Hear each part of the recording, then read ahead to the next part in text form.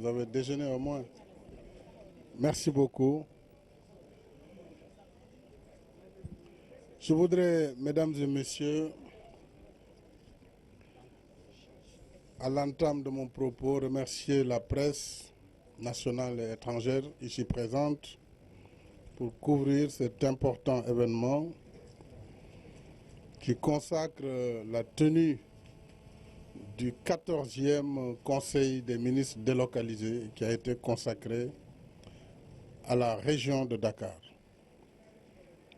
Je voudrais également remercier la population de toute la région de Dakar pour son accueil enthousiaste et chaleureux depuis mon arrivée hier à Rufisque, en passant naturellement par les départements de Dakar, de Guédiawaye et de Rufisque. Je voudrais leur exprimer toute notre gratitude pour cet accueil et je sais que d'ici samedi, nous aurons l'occasion d'échanger sur des projets à l'occasion de lancement de projets ou d'inauguration. Je suis venu présider ce jour 20 juillet 2016 à Pikine, le 14e Conseil des ministres délocalisés.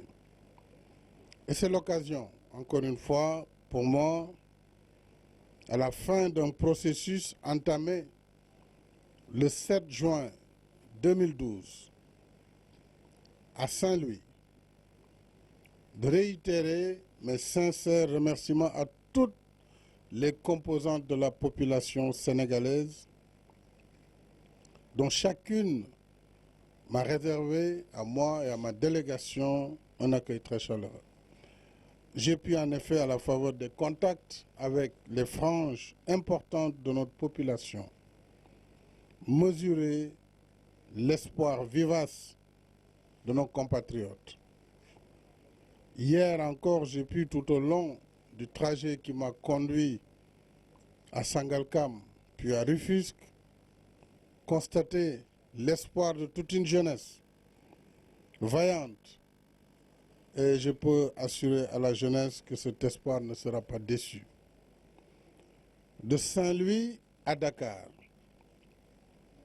en passant par Ziguinchor, Tambacounda, Kédougou, Sédhiou, Kolda, Louga, Thiès, Diourbel, Kaolack, Kaffrine, Matam, Fatick, partout j'ai pu noter les mêmes convictions profondes pour le Sénégal nouveau que depuis 2012 je partage avec eux.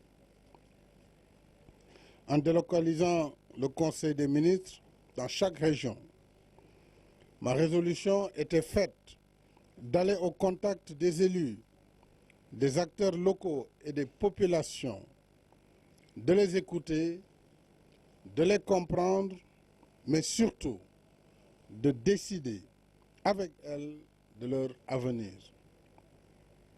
Autrement dit, je n'avais pas perdu de vue l'impératif de penser avec eux et d'agir avec eux autour de leurs préoccupations fondamentales et de leurs priorités.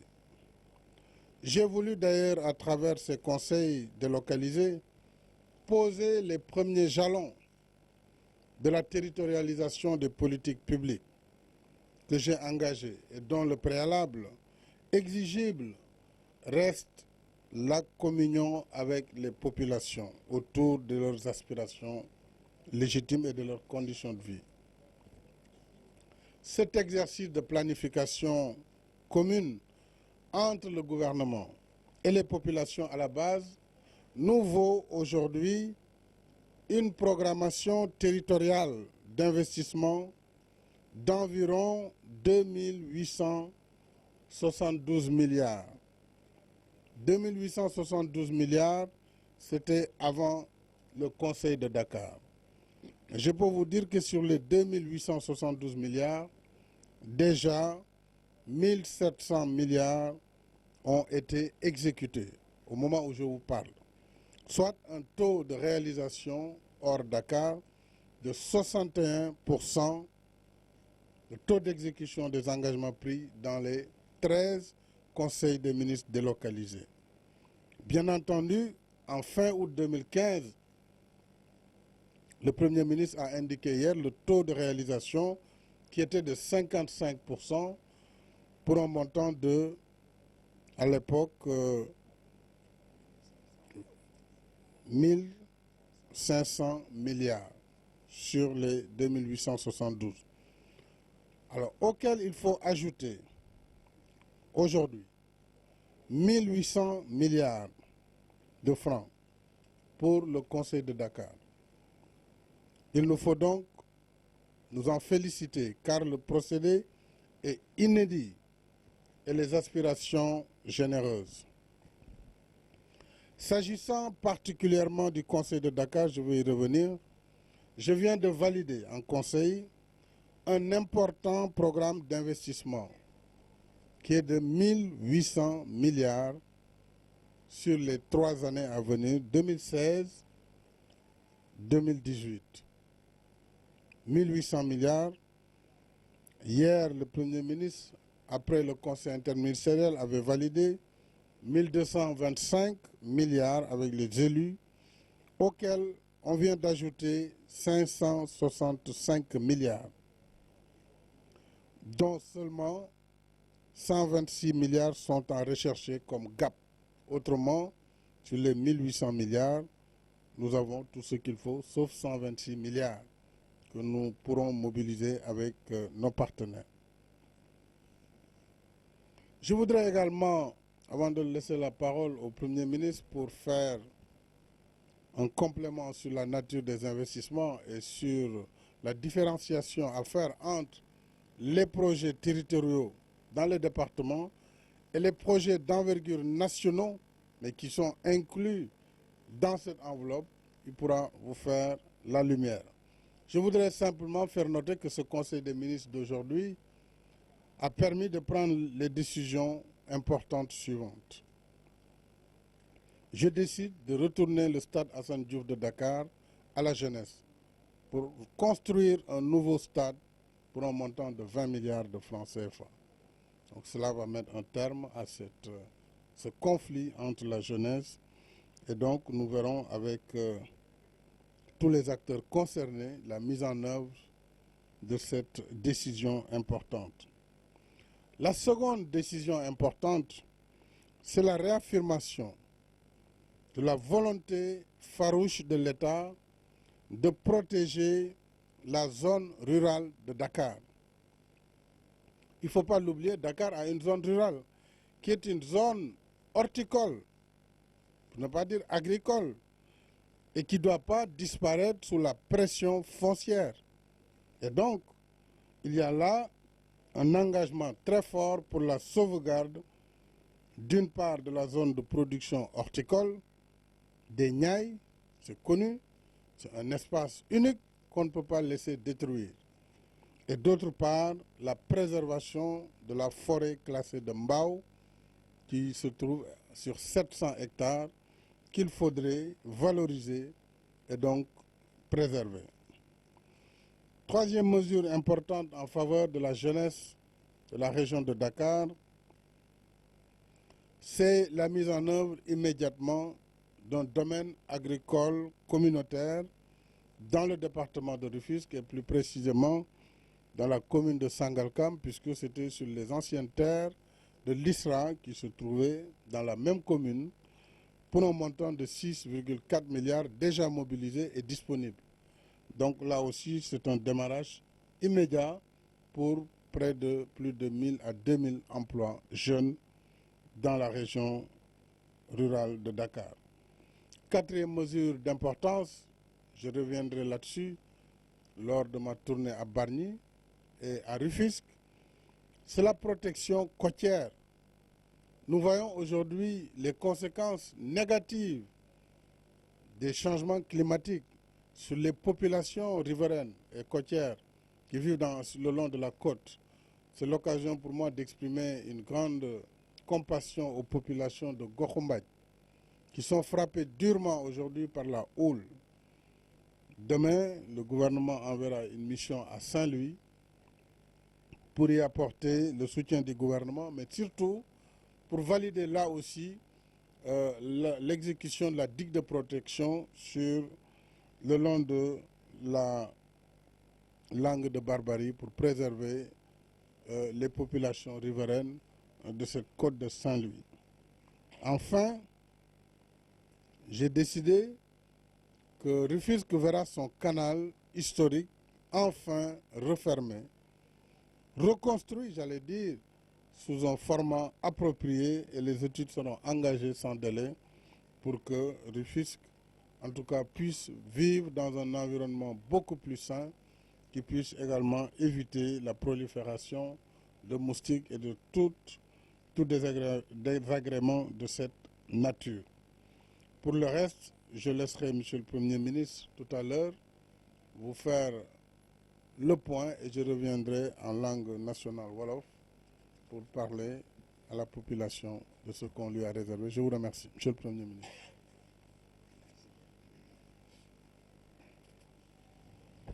Je vous remercie, Monsieur le Président de la République. Monsieur le Président de la République, Mesdames, Messieurs les journalistes, Mesdames, Messieurs, le chef de l'État vient de décider en Conseil des ministres d'allouer à la région de Dakar 1800 milliards au titre du programme territorial de l'État 2016-2018. Donc c'est une enveloppe plus les 2800 milliards qui sont déjà des engagements de l'État pour les autres régions, c'est une enveloppe de 4600 milliards de francs qui sont décidés pour être injectés après la tenue des conseils de ministres délocalisés. Je m'en vais très rapidement lister peut-être quelques projets phares qui composent justement ce programme territorial de l'État au niveau de la région de Dakar. D'abord, en matière de sécurité, protection civile, gouvernance, j'allais dire la présence de l'État, l'État régalien. Ces 4 nouveaux hôtels de police et 2 postes de police pour une enveloppe globale de 5 milliards qui vont être construits sur décision du président de la République dans la région de Dakar, parce que le développement a comme prérequis d'abord la sécurité. En matière de protection civile, globalement, des casernes de sapeurs-pompiers seront édifiées à Yoff et dans le Rufisque rural. Les budgets sont déjà définis. En appui aux collectivités locales dans le cadre justement d'une meilleure appropriation de l'acte 3 de la décentralisation, réforme phare du président Macky Sall, l'hôtel de ville de la commune de Ouakam se verra renforcé par une enveloppe pour enfin avoir une salle de délibération digne de ce nom. En ce qui concerne Dieuppeul, le siège de la mairie sera également construit. Un centre administratif à Dalifort, construction de 2 préfectures, à Pikine et à Guédiawaye, et de 11 sous-préfectures. Et enfin, de complexes administratifs dans les villes de Pikine et de Guédiawaye. Le président de la République a souhaité mettre fin, j'allais dire, à ce concept de ville dortoir qui est très mal ressenti au niveau de la banlieue. Donc ces 2 communes, ces 2 villes, Pikine et Guédiawaye, vont enfin avoir des centres-villes également. D'autres mesures existent, mais j'en ai retenu juste quelques mesures phares au plan des infrastructures. Vous le savez, Dakar 2025, c'est plus de 4 millions d'habitants qui sont attendus. La région, aujourd'hui 3 millions. Ça nécessite des moyens de transport de masse. Aujourd'hui, rien que pour satisfaire le transport de gros porteurs, en moyenne, chaque jour, c'est 1200 camions qui rentrent et qui sortent du port de Dakar. Donc, à moyen terme, quelle que soit la qualité des infrastructures routières, il faudra d'autres moyens de transport de masse. Et c'est en cela que le projet du président de la République de doter la région de Dakar d'un train express régional trouve toute sa pertinence, avec 14 gares, comme nous l'avons présenté plusieurs fois. Le train express régional a été définitivement validé aujourd'hui avec 415 milliards d'investissements entièrement bouclés par l'État du Sénégal. C'est un projet qui va démarrer à la rentrée. Avant même la rentrée, les sociétés qui vont entreprendre ce projet seront connues du grand public. Le processus a été mené dans la plus grande transparence. Et enfin, les travaux vont démarrer.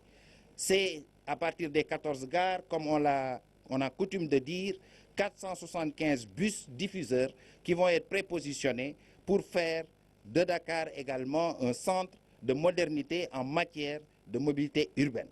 C'est la route des Niayes que le président va lancer à Thiaroye demain ou après-demain. C'est 2 fois 2 voies qui vont partir du pont de l'échangeur de l'émergence et continuer cette route des Niayes jusqu'à Saint-Louis du Sénégal. C'est un projet d'importance qui va être démarré pour justement décongestionner également la circulation au niveau de la région. L'échangeur de l'émergence, j'en ai parlé tout à l'heure, c'est 7,3 milliards qui ont été démarrés, injectés dans le circuit depuis quelques mois déjà et qui sera inauguré, je pense, samedi par le chef de l'État ou vendredi plutôt. Ou samedi, Monsieur le Président, je m'excuse. Donc samedi, je pense à 18 h, l'échangeur sera ouvert. Mais c'est un début parce que ça, c'est le point de départ justement de la route des Niayes. VDN, aujourd'hui nous avons l'autoroute à péage et la VDN qui s'arrête au niveau de Diamalaye, elle va être continuée. La pose de la première pierre de cette section 2 sera également réalisée par le chef de l'État pendant sa présence dans la région de Dakar dans le cadre de ce conseil. Quant à la section 3, elle existe déjà et elle sera inaugurée officiellement de Golfe Sud jusqu'à Tivaouane Peulh et ça a été réalisé selon les instructions du chef de l'État dans un gabarit d'autoroute, c'est-à-dire 2 fois 2 voies plus une bande d'arrêt d'urgence. Et enfin, plus de 20 km seront entièrement réalisés également dans la voirie du pôle urbain de Diamniadio. D'autres projets existent en matière d'infrastructure, mais j'ai préféré à ce niveau présenter quelques projets phares dans ce secteur. Le chef de l'État l'a dit tout à l'heure, l'environnement, l'érosion côtière, l'assainissement, l'hydraulique est un secteur qui a mobilisé beaucoup de temps lors de ce Conseil des ministres et il l'a annoncé, le canal de Rufisque sera reconstruit entièrement et fermé. Il en est de même du canal de Bargny et la digue de protection du littoral pour 10 milliards de francs qui va être réalisée également sur la côte ici à partir de Rufisque. Prolongement de la digue de protection de Thiaoulène à Rufisque pour 12 milliards, mise en place d'un réseau d'assainissement à Guinaouraï pour 4 milliards, adduction d'eau dans 6 quartiers de Pikine Yeumbeul Nord, les quartiers qui sont Darussalam 6, Warouaï, Tolu Dr Sek, Tolu Chimer Diaw, Darou Rahman 2, Cité Assegna. C'est autant de systèmes d'adduction d'eau qui seront mis en place dans ces 6 quartiers. Réhabilitation et renforcement des ouvrages d'assainissement des eaux pluviales dans les communes de Sam Notaire et de Thiaroye Gare. Assainissement de divers quartiers à Ouakam Corniche, Ouakam Wagouniaï, Mérina 2, Cambérène Ville. Rien que pour Cambérène Ville, il y en a pour 2,1 milliards. Assainissement des eaux usées de Colobane, ouest de Dakar pour 6,1 milliards. Dépollution de la baie de Hann, j'allais dire enfin la dépollution de la baie de Hann. 33 milliards ont été constituent l'enveloppe fixée par le chef de l'État. Dépollution du nord de la ville de Dakar pour 34 milliards. Renouvellement du collecteur Hann-Fan. Assainissement de la cité Soleil pour 9,5 milliards. Projet qui sera d'ailleurs, dont la première pierre sera faite par le chef de l'État demain. Assainissement au titre de la ville de Pikine pour 3 milliards 180 millions. Et à Rufisque, le chef de l'État a alloué une enveloppe de 3 milliards 14 millions de francs CFA. Alors, il y a également une partie de la région de Dakar qu'on oublie souvent, c'est l'île de Gorée. Le chef de l'État vient de doter l'île de Gorée de 848 millions pour la protection de la zone côtière et de l'écosystème marin de Gorée. En sus, 254 millions ont été également alloués par le président de la République à Gorée au titre de la réhabilitation et de l'extension de son réseau des eaux usées. En matière d'énergie, c'est énormément de projets qui vont des IPP, comme on dit, des producteurs indépendants. Vous avez vu récemment le chef de l'État lancer le projet de contour global. C'est globalement plus de 200 milliards d'investissements qui seront injectés au titre du réseau notamment dans la région de Dakar. Autre secteur important, le capital humain, éducation, formation, un lycée tout neuf à Yoff, un lycée tout neuf à Ngor, j'allais dire enfin à Ngor, parce que j'ai été le porte-parole du maire de Ngor auprès du président de la République. Plusieurs fois, il a interpellé le gouvernement. Donc le chef de l'État a décidé de la construction du lycée de Ngor. Un lycée tout neuf également à Grand Yoff, un lycée tout neuf à Sangalkam et un autre à Tivaouane-Peulh. Les lycées qui existent, le président de la République a mis à la disposition du ministère de l'Éducation nationale une enveloppe globale de 500 millions pour l'imam Moulay qui a subi des dommages, dont le mur même est tombé, et pour les autres lycées, 1,5 milliard, soit une enveloppe globale de 2 milliards pour la rénovation des lycées qui existent dans la région de Dakar. 17 collèges nouveaux à construire, dont celui de Kermassar, dont la première pierre sera faite par le président de la République très bientôt dans le cadre de la visite. En matière de capital humain dans la région de Dakar, nous ne pouvons passer sous silence les 65 milliards qui ont été mis à la disposition du ministère de l'Enseignement supérieur par M. le Président de la République pour construire à Diamniadio l'université Amadou Mahtar Mbow. Aujourd'hui, 9 bâtiments sur les 41 sont debout et nous pensons à la rentrée prochaine ouvrir les premiers départements de ce nouveau complexe universitaire. Également les résidences universitaires à l'université Cheikh Anta Diop de Dakar qui vont être construites, et c'est une grande enveloppe également qui a été mise à disposition du ministère. Et enfin, dans ce secteur, parce qu'on l'oublie très souvent, le chef de l'État a décidé de la mise à niveau du CESTI, donc renforcement des capacités des écoles de journalisme, et notamment c'est une enveloppe qui permettra la rénovation et la construction de salles de cours supplémentaires. Santé. Et pour les magistrats, le chef de l'État a donné 2 milliards pour la construction à Diamniadio d'une nouvelle école des métiers de la justice, magistrats, greffiers notamment. Pour les avocats, il avait déjà donné une enveloppe d'1 milliard pour la maison des avocats qui sera à Diamniadio.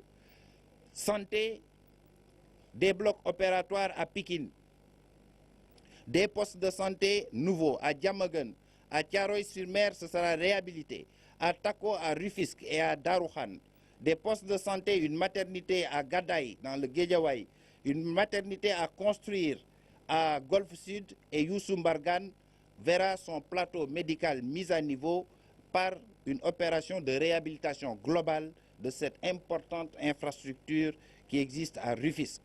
Réhabilitation également des postes de santé qui existent, mais je pourrais passer beaucoup de temps là-dessus. Je m'en vais très rapidement vous parler de sport. Une des mesures phares a été annoncée par le chef de l'État tout à l'heure, c'est le retour à la jeunesse sénégalaise du stade Assane Diouf.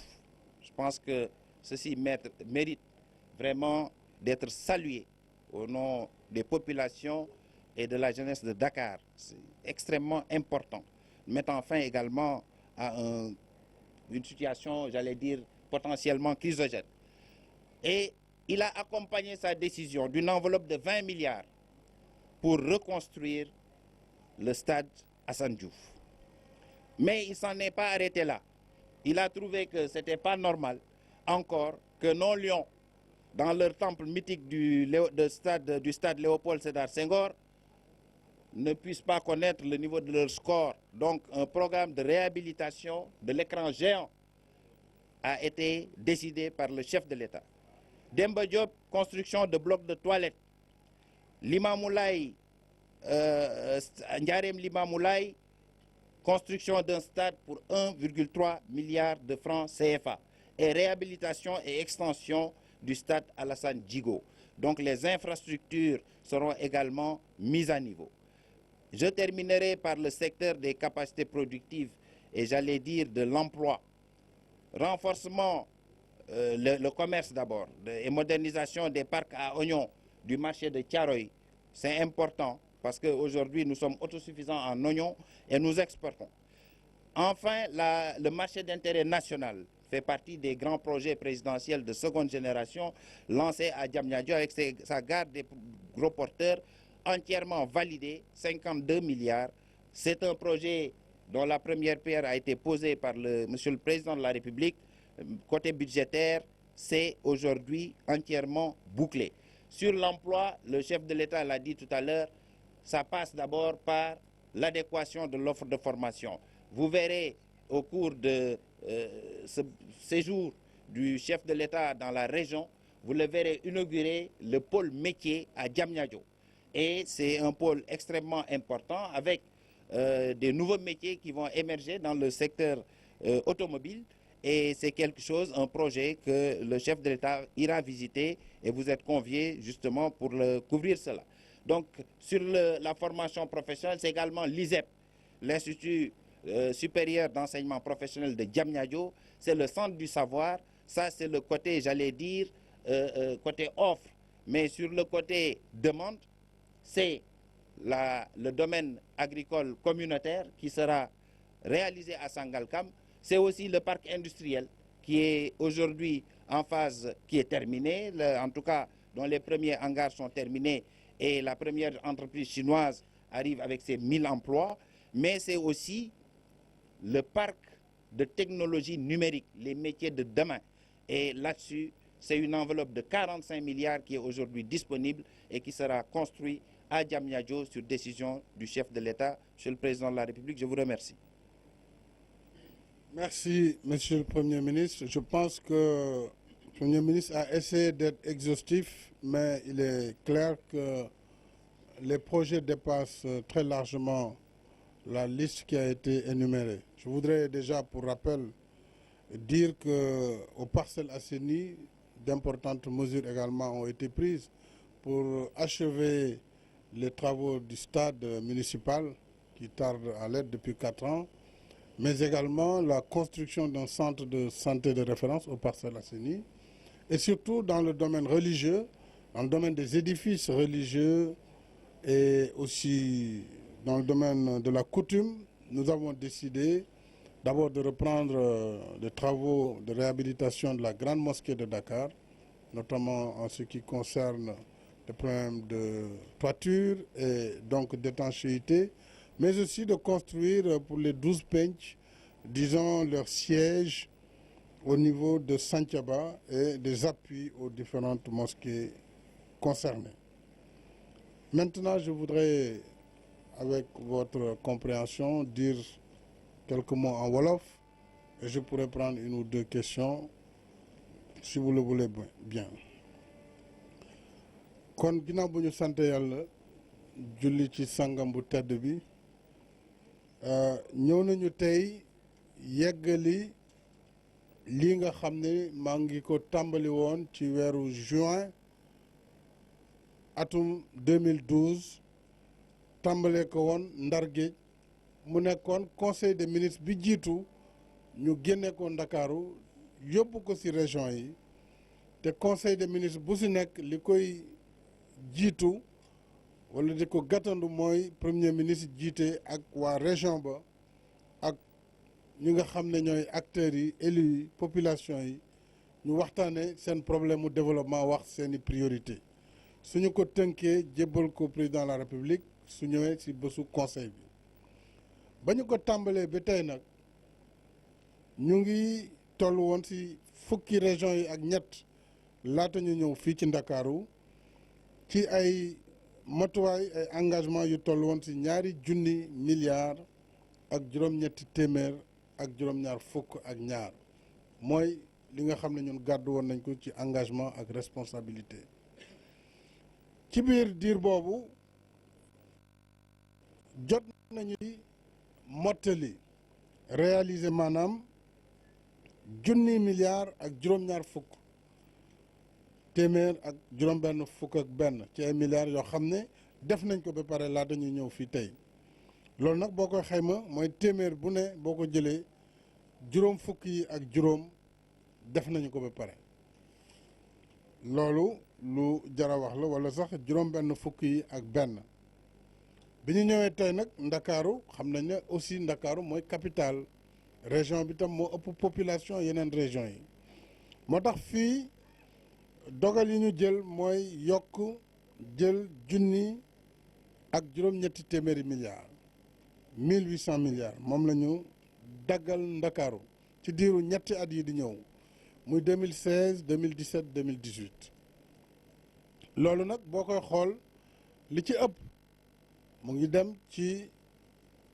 defaraat dëkk yi ndax Pikine Guédiawaye bañ koy def Rufisque sax yàgg na ak ndakaaru dañ ko daal di woon def rek maanaam cité dortoir nit ñi dañu xëy di liggéey ndakaaru ñu andi leen booy xool sax quartier yu bare dañu doon déplacer ay nit biir ndakaaru ubbi Guédiawaye ubbi Pikine sans que ñu def li dëkk war a mën a def mooy structurer ko jox ko urbanisme jox ko assainissement loolu la ñu rattrapé fi ñu nekk nii moo tax lu bare ci xaalis bi ñuy wax mu ngi jëm ci yoon yi mu ngi jëm ci caniveau yi mu ngi jëm ci éclairage maanaam leeral yoon yi mu ngi jëm itam ci bërëbu fajukaay yi muy hôpitaux yi bërëbu jàngukaay yi muy lycée yi université collège ak école yi waaye mu ngi jëm aussi si wàllu ndaw ñi ndax xam nañu ne population bu Sénégal population ndaw la rawatina population bi ci banlieue bi kon ndaw ñi lépp luy jëm si di leen tàggat muy formation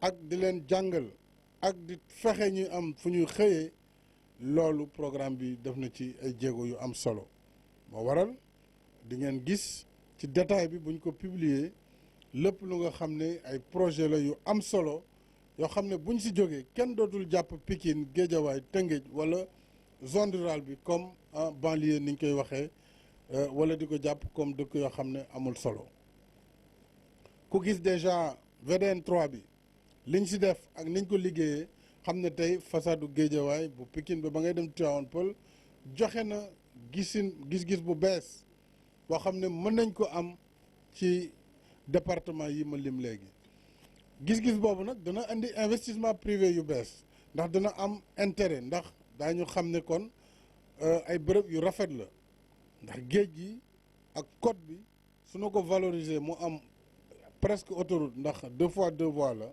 dana indiwaat benn espace bu bees waaye Pikine ak Guédiawaye aussi defal nañ leen benn programme de modernisation ak ay cité administrative mooy ñu am lépp luy service su état bi ñu am ko ba mot sëkk ci seen territoire fexe nañ aussi ba bu train bi jaaree xam nañu ne du ñàkk mu am yu muy gàllankoor lu mel nu marché Thiaroye yi keroog recevoir na délégation marchand yi dalal naa seen xel si ne gouvernement bi du mukk di leen néewal doole ci loo xam ne lu ñu amoon la ba pare naam bu fekkente ne programme bi lu am solo la parce que Sénégal yëpp lañ koy liggéeyal autorail boo xam ne bés bu ne dana jël lu ëpp téeméeri junni nit ak fukk ak juróom fa muy jaar nekk autorail bu am doole ndax courant moo koy dawal du ñu mën di bàyyi yenn yi di dëkk ak ay autorail wala ay oto di daje ak moom mënul nekk donc faaw bu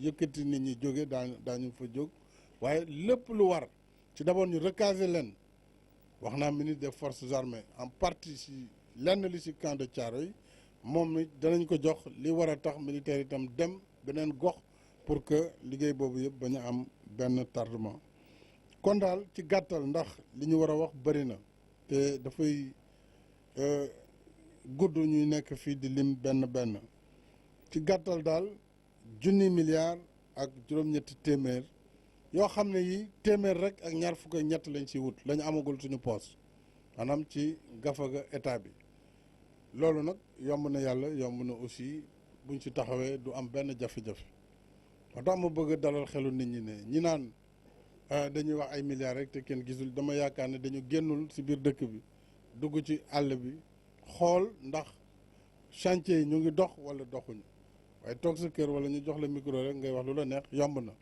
waaye jàpp naa ne kuy waxal dëgg xam na ni réew mi wax dëgg yàlla lépp lu ñu fi jël ci engagement lu ñuy def la bu du loon loolu du ñu taxaw fii di ko wax parce que man jomb naa di jël engagement ci kanamu askan wi yëpp ba pare muy nax saay duma façon boobu par conséquent li ñu fi wax yëpp c'est vérifiable c'est loo xamante ne la aussi incha allah ci yàlla àndi lépp danañ ko doxal ba nga xam ne sénégalais ñu ngi gis seen bopp d'ailleurs donc jarul nañu weddi gis bokk ci kon nañu xam ne vraiment xel mën na dal ci yéene yi ñu am boo leen gisee tam milliards yi yëpp ñu koy wax dafa am lu tax li tax mooy dafa am lu ñuy doxalee léegi croissance économique bi maanaam yokku amu askan wi mu ngi jógee ci 1,7% 2012 maanaam téeméer boo jël benn poñ ak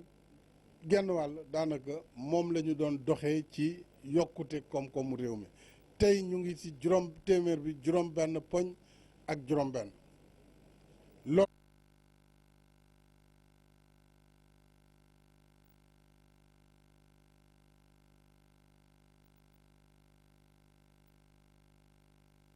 bi fukk juróom-ñeent réew rek ko jiitu te loolu dañ bëgg yokk ko parce que doyuñu ndax bu ñu waxee plan Sénégal émergent suñu bëggee suñu réew jógee ci ñàkk bokk ci réew yi ñuy lim réew yi mënal seen bopp réew yi dootul dem di jéggaani bitim réew li ñuy soxla faaw ñu liggéey boobu moo waral tey gouvernement bi di mën a song lii yëpp te xaarul si ma Samba wala ma Demba nawuñ ko doo def lii parce que yow da nga am ay déséquilibre wala say compte baaxul loolu nag li koy indi mooy li ñuy wax rigueur nag mooy doxal lépp ci yoon fexe it ba alal ji ñu koy jox askan wi bàyyi rek di ko def ci fonctionnement état ak ci loo xam ne amul benn solo loolu nag léeg-léeg dina am ñu mu metti mais décision la boo xam ne fasuma si yéene dellu ginnaaw alal ji daal dinañ ko def si liy doxal askan wi ak li yóbbu koom-koomu réew mi ci kanam lu mel nu mbéy mi gis ngeen programme d'autosuffisance en riz lu mel nu agriculture de façon générale lu mel nu infrastructure énergie ak dëkkuwaay loolu fa la alal ji jëm dootul jëm rek ci ay solde kii yokk ay yu kenn xamul yooyu c'est terminé c'est-à-dire que liñ ci war a def daañu ko def mais vraiment bu ñu bëggee lii ñu koy doxal mu nekk njëriñu askan wi il faut que ñu dëgër ci option yi mais aussi ñëpp jàpp ci xam ne li ñu def askan bi yëpp ko bokk te loolu mooy li tax ëllëg Sénégal mën a jëm kanam kon kaddu yooyu laa bëggoon wax di leen sant te di leen gërëm xëy na ñu jël rek ñaari question ndax war ngeen ñu xaw a yërëm nag parce que ñun añaguñu. Le micro est là, s'il vous plaît, madame. Le micro est là. Madame, le micro est là. Oui, après vous. Vous venez de l'annoncer, 1800 milliards sur 3 ans pour Dakar. Première question, quelle est la part de la banlieue dans tout cela? 55% de taux d'engagement qui ont été réalisés. Concrètement, prenons un exemple Matam. Qu'est-ce qui a été fait? Peut-être le nombre de kilomètres de route ou le nombre d'hôpitaux qui ont été construits. Je vous remercie. Je vous remercie. Il serait fastidieux pour le président de la République de faire le détail des réalisations projet par projet. Évidemment, ce n'est pas possible puisque, comme je vous l'ai dit, il s'agit de 4600 milliards qui ont été injectés sur l'ensemble du territoire national. D'abord, pratiquement 2000, je reprends les chiffres, puisque c'est des chiffres qu'il faut quand même avoir en tête. 2873 milliards avant Dakar, auxquels il faut rajouter les 1800 milliards. Sur la banlieue, nous avons fait la part des choses et nous avons sur un tableau, département par département, je crois que si mes documents sont là, on peut vous les donner. Mais le département, je pense, qui a le plus d'investissement reste le département de Rufisque, il me semble. Le département de Rufisque est suivi du département de Pikine. Évidemment, il faut comprendre que nous sommes en train aussi de rééquilibrer des disparités qui existaient avant. Donc, ensuite, Guédiawaye a la 3e place, suivi de Dakar, qui Non, Dakar est la troisième, celui de Guédiawaye. Mais vous aurez toutes ces informations qui seront publiées et qui feront l'objet, n'est-ce pas, d'une large diffusion. Pour Matam, vous m'avez demandé de vous parler de Matam. Nous avions, le 21 mars 2013, à Matam, décidé d'octroyer 54 milliards 591 millions. Ça, c'était la part de l'État. Mais la part des bailleurs était de 154 milliards. Donc, au total, Matam, c'était un engagement de 204 milliards 519 millions, sur lesquels nous avons déjà exécuté 157 milliards. Soit 77% de taux d'exécution de l'engagement de Matam. Saint-Louis, nous sommes à 123% d'exécution. Ça veut dire quoi? Ça veut dire que nous avons exécuté plus que nous n'avions programmé. Puisque entre-temps, il y a eu de nouveaux investissements, comme nous allons faire cette nouvelle digue de Gokhoumbadj et autres qui n'étaient pas dans cet engagement, et par exemple qui sera réalisé à hauteur de plus de 3 milliards. Donc Saint-Louis, tout a été fait, y compris nous allons engager de nouvelles dépenses comme la mosquée, la grande mosquée de Saint-Louis. À Kaolack, nous sommes à 47% pour un engagement de 254 milliards. À Ziguinchor, nous sommes à 46%. À Diourbel, 51% de taux de réalisation. À Louga, 58%. À Matam, comme je vous l'ai dit, nous sommes à 246%. Parce qu'entre-temps, il y a eu les projets sur l'agriculture, sur le programme Autosuffisance en riz. Il y a eu l'achèvement de la route Linguère-Matam. Donc ça, c'est venu dépasser de loin les prévisions qui avaient été faites lors de ce conseil. À Kolda, nous sommes à 77%, Tambacounda à 47%. Kédougou, nous ne sommes qu'à 21%.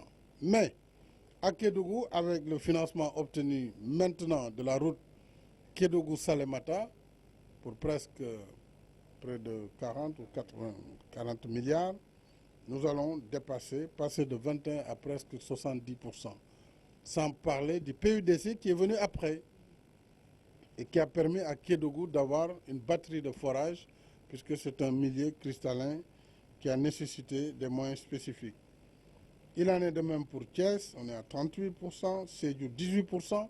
Sédhiou aussi, on vient de boucler le financement de la route Marsassoum-Sédhiou. Et cette réalisation va projeter Sédhiou à plus de 70%, compte tenu du stade de Sédhiou et de l'hôpital régional de Sédhiou. Vous voyez donc, à Fatick, chez moi, nous ne sommes qu'à 29%.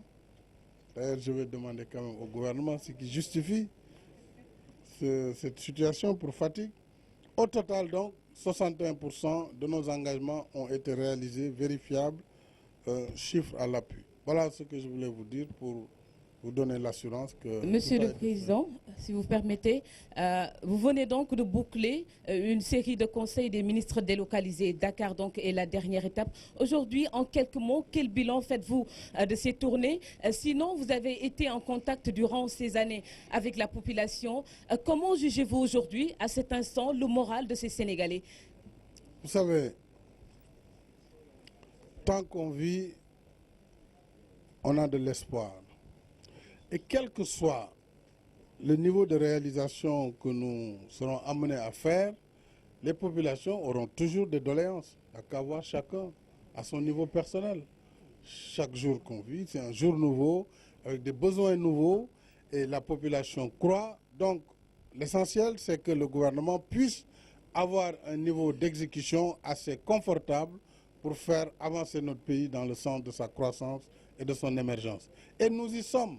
Ce n'est pas moi qui le dis, c'est le monde entier. Ce sont les institutions chargées de l'évaluation de la croissance économique mondiale et de l'économie mondiale qui le dit. Mais ce sont aussi les Sénégalais. Ils m'ont montré, depuis mon élection, depuis que j'ai bénéficié de leur confiance, à chaque fois que je suis retourné vers eux pour des élections, ils m'ont renouvelé cette confiance. Quelle satisfaction plus grande que chaque fois que vous sollicitez le suffrage, qu'on vous renouvelle cette confiance. On a beaucoup épilogué lors du dernier référendum, mais c'est quand même 62,63% des votants qui ont renouvelé cette confiance. J'avais été élu à 65,80% en 2012. Donc vous voyez bien que la majorité ne s'est pas effritée, loin s'en faut. Et après le référendum, hier, vous n'avez qu'à voir, les gens, on ne les a pas forcés à venir accueillir le président. Ils le font de gaieté de cœur, ils le font avec enthousiasme et volonté. Donc, je pense que la confiance, elle est totalement assurée entre les populations et le président de la République et son gouvernement. Maintenant, nous ne faisons pas de l'autoglorification. Nous sommes conscients qu'il faut travailler tous les jours. Et tous les jours, le gouvernement connaît la pression que je mets sur lui pour encore aller de l'avant, malgré ses très bons résultats économiques, incontestables.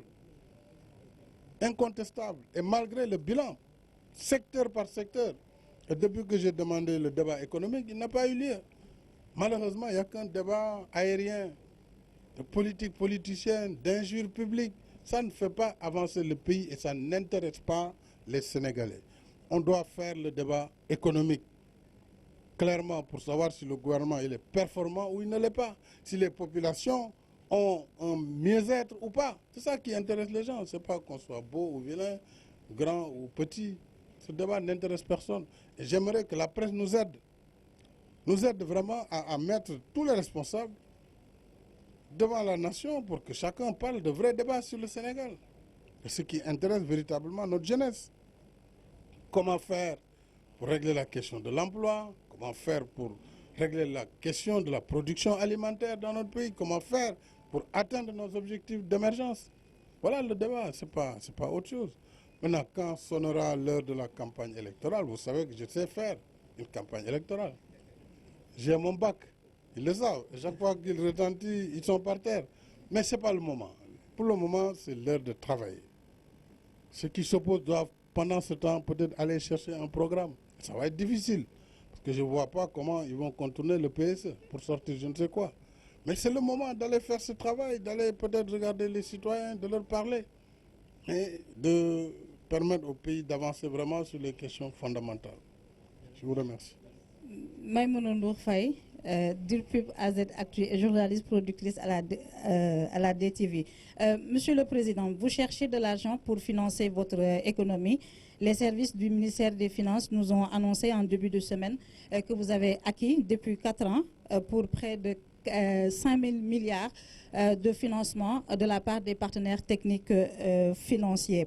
Mais, Monsieur le Président, force est de reconnaître que l'impôt sur le revenu et la consommation, l'impôt sur le revenu et la consommation constitue aujourd'hui près de 70% des ressources internes mobilisées dans le budget national. Le secteur privé et les entreprises établies au Sénégal ne participent que pour 200 milliards dans la mobilisation des ressources internes.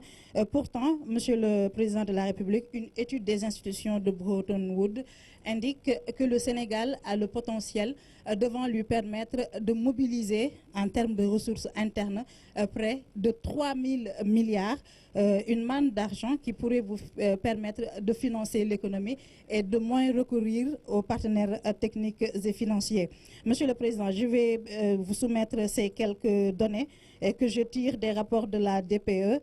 75 milliards de recettes fiscales, c'est ce que le Sénégal va perdre quand les APE vont entrer en vigueur.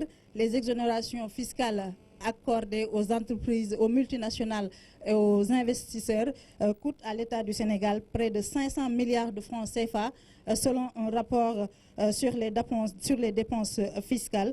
Monsieur le Président, ne devriez-vous pas plus recourir aux mobilisations internes et cela par une politique fiscale et douanière rigoureuse et intransigeante vis-à-vis des multinationales, du secteur informel et des investisseurs. Enfin, Monsieur le Président, qu'est-ce qui pourrait vous gêner dans le déclenchement d'une procédure judiciaire concernant le protocole de Rebeuss, mis à part le principe sacro-saint de séparation des pouvoirs? Je vous remercie. Je vous remercie, Madame. Je pense que vous avez posé plusieurs questions. Je choisirai de ne pas répondre à la dernière, puisque je viens de vous faire un appel pour que vraiment nous engagions un débat utile pour le pays. Et de mon point de vue, ce débat n'a aucun intérêt, donc je ne voudrais pas me prononcer là-dessus. Je vous félicite pour quand même les efforts de recherche que vous faites et l'intérêt que vous avez pour le débat économique. Une politique fiscale plus rigoureuse, le terme n'est pas approprié.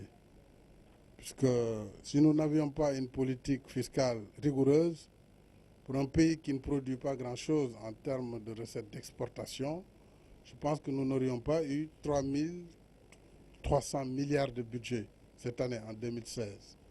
C'est parce qu'il y a des efforts. Maintenant, vous avez raison, il y a encore des niches qu'il faut trouver dans les recettes fiscales.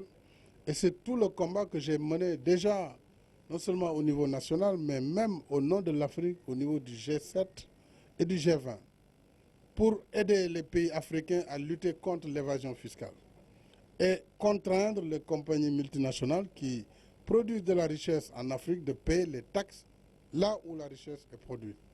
Ce combat nous vaut d'ailleurs de modifier la loi fiscale de l'année prochaine sur un certain nombre de secteurs. Je prends le secteur du ciment, par exemple, qui est exonéré, donc il s'agit d'une activité industrielle à haute valeur ajoutée, et rentable, capitalistique.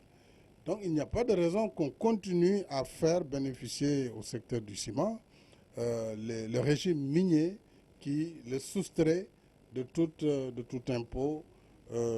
Et ça, c'est effectivement des pertes de recettes importantes. Nous pouvons en dire de même dans le secteur minier et le secteur pétrolier.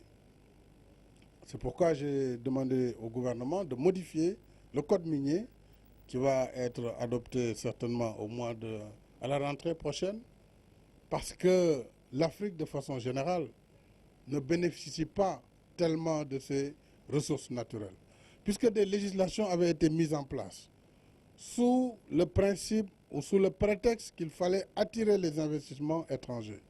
Et donc, on a développé partout des congés fiscaux, de sorte que même si une compagnie qui investit et qui fait une découverte, mais qui exploite, quasiment sur la durée de vie de la mine, elle ne paye pas d'impôts. Elle laisse à l'Afrique des trous béants. Et ça, nous le combattons farouchement et nous allons modifier ces législations. Bien sûr, on nous parlera de la stabilité des contrats, mais à un moment donné, il faudra s'asseoir et remettre les choses en place. Et ça, c'est un combat qui est engagé. Le gouvernement sait.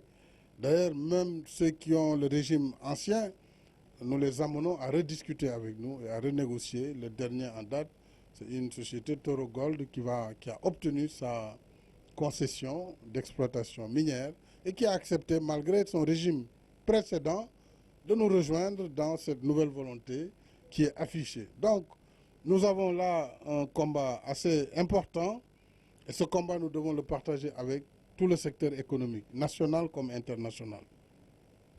Nous devons aussi réorganiser le secteur informel, l'amener à participer dans le développement économique et social du pays. Quant à l'impôt sur les revenus, en tout cas, vous savez qu'il a été baissé. Il a été baissé et donc les salaires ont augmenté par rapport à cette baisse. Et c'est une renonciation de plus de 43 milliards que nous avons faite il y a 2 ans, et ceci en vue de renforcer le pouvoir d'achat de nos compatriotes, en tout cas des salariés, que ce soit du secteur privé comme du secteur public. À ce niveau, je pense qu'on ne peut pas nous reprocher de laxisme. On peut nous demander, on peut nous inviter à réduire les dépenses fiscales. Mais vous savez, c'est un débat économique.